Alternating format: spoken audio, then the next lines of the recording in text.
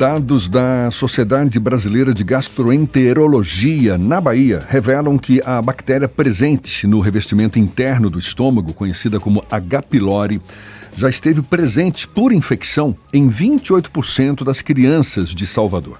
Essa bactéria pode causar inflamação e até úlceras no estômago e no duodeno. Sobre o assunto, a gente conversa agora com a presidente da Sociedade Brasileira de Gastroenterologia, Seção Bahia, doutora Loriane Cavalcante, conosco aqui. Muito obrigado por aceitar nosso convite. Seja bem-vinda. Bom dia, doutora Loriane. Bom dia, eu que agradeço o convite, a oportunidade de estar falando aqui com vocês. Primeiro, por que a prevalência de H. pylori é tão alta entre crianças de Salvador e qual o papel do saneamento básico nesse cenário, hein? Pois é, na verdade ela é uma bactéria muito fácil da pessoa se infectar, porque vem através da água contaminada, dos alimentos contaminados. Então a gente tem aí um reflexo muito claro e muito direto exatamente das condições sanitárias, da qualidade da água, né, da nossa população. Isso daí a gente tem um estudo específico que foi feito com uma amostra apenas, que diz que nessas crianças, em torno de 20% a 28% a 30% elas estariam infectadas. Mas, na verdade, o que a gente acredita é que se nós fôssemos ampliar essa avaliação, quanto pior a condição sanitária, maior a prevalência aí dessa bactéria, né, em faixas etárias muito menores. Nós temos, por exemplo, dados que pessoas que vivem em comunidades, né, sem condições ideais de saúde, até 5, 6 anos de idade, a gente já tem 70% de infecção pelo H. pylori. O contrário, por exemplo, em situações muito melhores de saneamento básico, vou comparar aqui com a Europa, né? Mas a gente poderia fazer uma comparação aqui de Salvador, de determinados bairros. A gente vai ter uma comparação de 10% de infecção, provavelmente, nessas crianças, nas pessoas que têm condições melhores de água, né? Só para ficar bem claro, a gente tem aqui uma série de bactérias que estão presentes naturalmente no nosso organismo, a chamada microbiota, não é isso? Microbiota, falei certo? Acho que é isso mesmo. Falou certíssimo. Microbiota, que antes era flora intestinal. Agora, esse H. pylori não é uma dessas bactérias? Ou ela está presente também normalmente, em condições de equilíbrio, ou não? Olha, que pergunta boa, viu?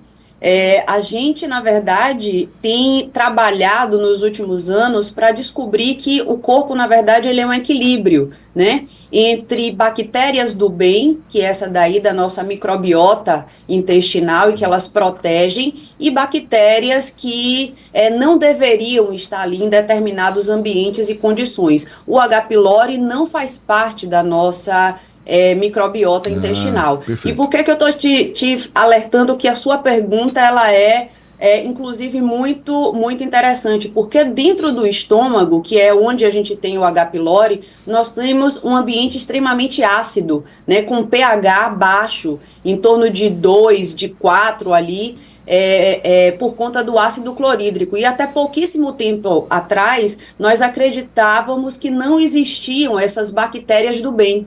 E a gente descobriu que não é bem assim. Esse desequilíbrio causado por uma série de medicamentos, uma série de condições, fazem com que o H. pylori, por exemplo, que não é uma bactéria do bem, que faz parte lá da nossa microbiota, pelo menos é o que a gente sabe até à luz do conhecimento atual, ela esteja presente e cause uma série de danos. Então, beleza, que fique bem claro, não é uma bactéria do bem, essa tem que ser evitada. E quais os principais riscos?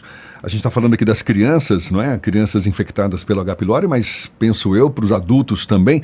Quais são os principais riscos para as pessoas, especialmente quando não tem um diagnóstico ou um tratamento adequado, hein, doutora?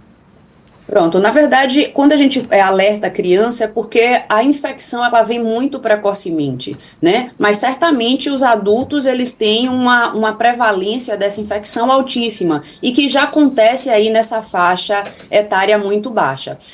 O H. pylori, a gente avança muito aí no conhecimento, mas a gente ainda não consegue identificar qual é o H. pylori que faria apenas uma gastrite, que faria uma úlcera, né, que daria sintomas que não fossem assim tão malignos, ou aquele que vai fazer um câncer de intestino, ou um câncer gástrico, perdão, um câncer de estômago. Então, a gente está diante de uma bactéria que ela pode estar lá quieta, sem fazer muito alarde, fazer uma simples gastrite ou chegar ao ponto de um câncer gástrico, algo que pode ser realmente muito grave e fatal até para algumas situações. Então, assim, a gente fala não só de crianças, mas a gente alerta para condições sanitárias e a infecção muito precoce, que ao longo da vida pode ir acumulando esses riscos. Doutora Loriane, bom dia, Ernesto aqui. Bom dia. Considerando que essa bactéria, como a senhora explicou, ela está presente e causa esse estrago todo por falta de saneamento, né? Considerando que, primeiro, são obras demoradas, demandam muito investimento, a gente tem um déficit muito grande nisso. Pensando em termos de saúde pública, o que é que se pode fazer de curto prazo, considerando que essa realidade do baixo índice de cobertura do serviço de saneamento vai demorar para a gente reverter ainda, o que é que se pode fazer como política de saúde pública e de efeito de curto prazo para combater os efeitos do H. pylori? Olha, o ponto crucial, você falou aí que deveria ser prevenir, né? E aí a gente tem questões sanitárias que independem, às vezes, apenas da nossa vontade. Hoje, a gente tenta alertar a população para questões mais básicas, que foi exatamente o que todo mundo estava fazendo ali na pandemia, né? Lavar as mãos, lavar os alimentos, né? Ter condições de higiene muito simples que poderiam evitar essa infecção. Eu tenho que ter água em casa, né? Exatamente, exatamente. A gente tem aí uma questão que quando a gente vai puxando a linha, ela pode ficar muito complicada em determinados cenários. E do ponto de vista de tratamento médico, fica para a gente, infelizmente, remediar. A gente acaba, nos pacientes que têm sintomas, rastreando a infecção pelo H. pylori e tratando. E aí, a gente já está com outro problema no mundo, não é só aqui. Que quando a gente começa a tratar, que são com antibióticos, né, a gente tem resistência bacteriana aos antibióticos e a gente fica aí limitado. Uma situação que tem acontecido, a gente ainda não tem dados de estudos para falar com certeza, então fica aqui como uma impressão, né? Na Covid, por exemplo, se utilizou muito automedicação de alguns antibióticos, dentre eles a azitromicina, que faz parte do nosso combo de tratamento inicial para o H. pylori. Hoje, a gente tem um índice de resistência a essa claritromicina, que já era considerável, muito maior. Então, a gente não só tem que identificar, né, os pacientes que estão infectados, tratar, e a gente tem a dificuldade de tratar adequadamente, porque a gente já tem aí uma resistência bacteriana. Sequelas da Covid que a gente não conhecia ainda, né? Agora, eu queria lhe perguntar sobre tratamento mesmo, doutora, porque assim, nós não estamos nem falando das tais superbactérias, embora a H. pylori seja uma bactéria devastadora, né? Mas exatamente por conta desse impacto dos antibióticos no organismo, às vezes, para combater o H. pylori, você termina desarrumando alguma outra área, alguma coisa que não estava afetada e entra em parafuso por causa do combate ao H. pylori também, né? É muito delicado o tratamento. Exatamente. Na verdade, o corpo ele é todo interligado, né? E a gente, tratando mesmo que sejam outros perfis infecciosos, utilizando determinados tipos de antibióticos, a gente vai não só ter problemas de resistência, como esse que eu estou falando especificamente, que hoje é um problema para o gastroenterologista saber tratar o paciente. A gente não chega simplesmente prescreve um tratamento para H. pylori. A gente tem que fazer todo o histórico do paciente, né, sabendo o que ele utilizou, alergias, para a gente saber qual vai ser o tratamento ideal para aquele cenário. Não existe mais assim um combo, né, como há um tempo atrás poderia ter. E quando a gente fala de antibióticos que a gente utiliza, a gente bagunça, na verdade, a nossa flora bacteriana normal, né? A gente faz a disbiose, que é exatamente o desequilíbrio dessa microbiota intestinal, e eu vou dizer que o problema não é só para o H. pylori, são para vários outros setores do aparelho digestivo e do restante do corpo, né? Bombardeia as bactérias amigas também, né? A gente acaba combatendo as inimigas e as amigas, né? Quando é uma coisa que realmente precisa, é indicado, é baseado em evidência, é uma coisa, mas a automedicação, o uso indiscriminado de determinadas substâncias, como anti-inflamatórios, antibióticos, eles podem realmente fazer um dano muito, muito maior. Está conversando aqui com a doutora Louriane Cavalcante.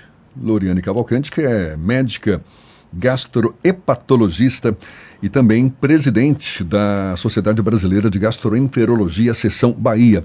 A senhora comentou que o H. pylori pode evoluir para gastrite, úlcera e até câncer de estômago. E antes de evoluir para essa situação que é mais complicada, mas antes disso, como é que se detecta, que sinais podem indicar que a pessoa tem o H. pylori?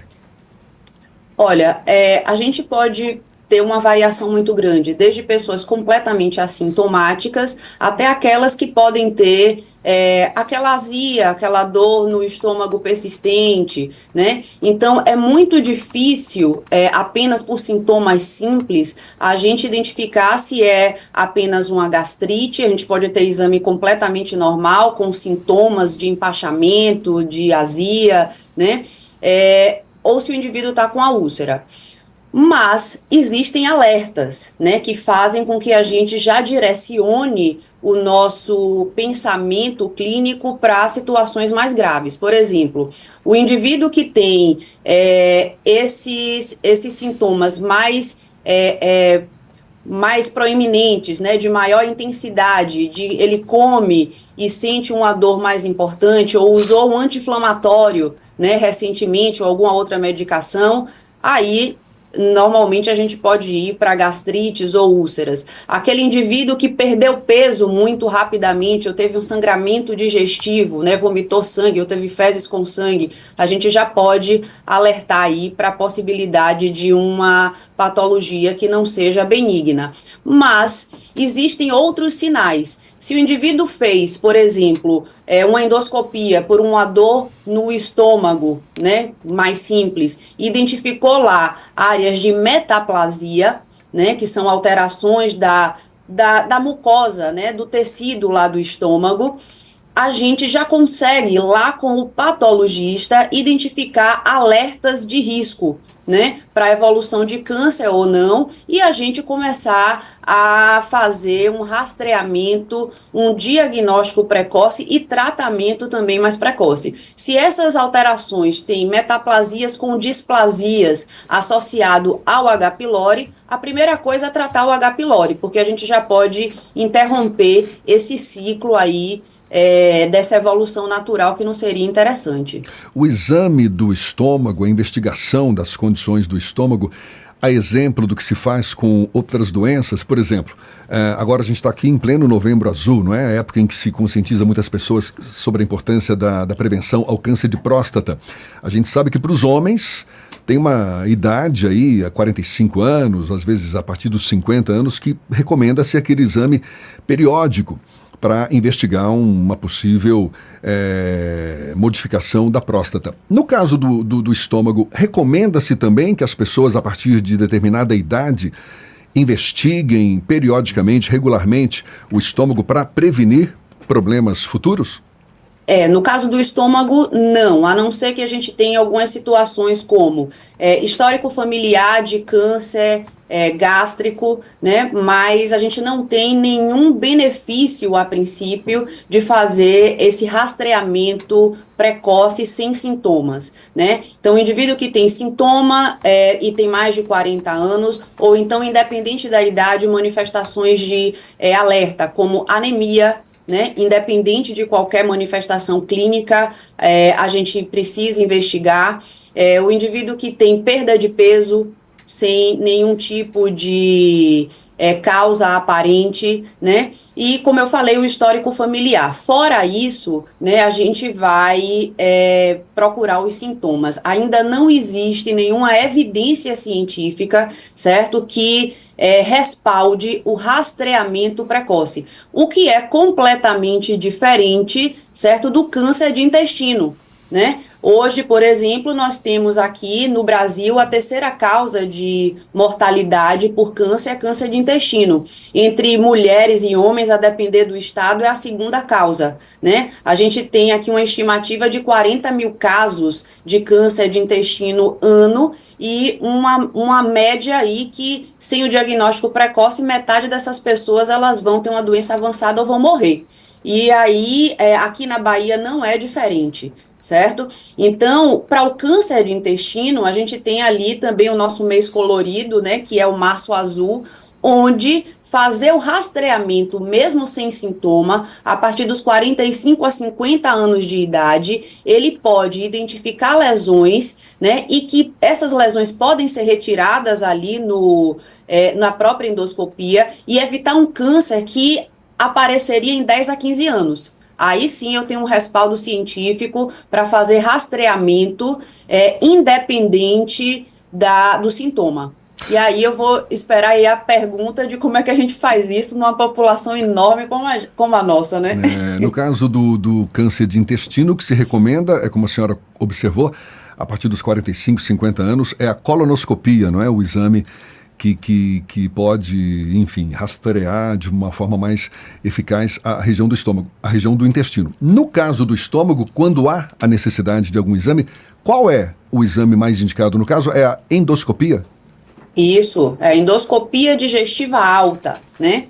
Que é uma endoscopia que a gente vai ver o esôfago, o estômago e uma partezinha ali inicial do intestino delgado, né? A colonoscopia, ela vai ver o reto, o intestino grosso, né, inteiro, e o finalzinho do intestino delgado. Que é um exame feito com a introdução de uma câmerazinha, não é? Pela boca para chegar até essas regiões aí. Perfeito.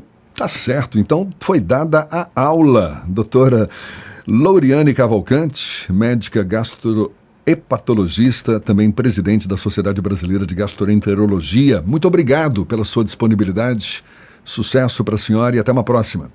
Pronto, eu só quero fazer um convite, certo? Pois não. Semana que vem, de 21 a 24 de novembro, nós vamos ter a oportunidade da imersão das pessoas, certo? Como se estivesse dentro de um exame de endoscopia, num inflável gigante, né? Entrada gratuita, que vai ser ali no Centro de Convenções de Salvador. E aí a gente vai ter essa parte lúdica, né? As pessoas vão entrar pela boca, literalmente, vão entrar ali pelo estômago, ou pelo esôfago, vão passar pelo estômago, vão ver o H. pylori, depois vão chegar lá no intestino, vão conseguir visualizar por dentro, né, os pólipos, as lesões que parecem sugestíveis de câncer, as doenças hemorroidárias. Então, vai ser a primeira vez no Brasil, certo? A gente vai ter esse Por Dentro da Gastro, que é uma iniciativa da Federação Brasileira de Gastroenterologia. Ela vai ser itinerante por todo o Brasil, mas,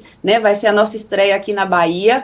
Então, todos estão convidados, certo? Não tem idade limite para entrar, né? Então, vai ser uma experiência muito, muito bacana. Muito bom falar a respeito.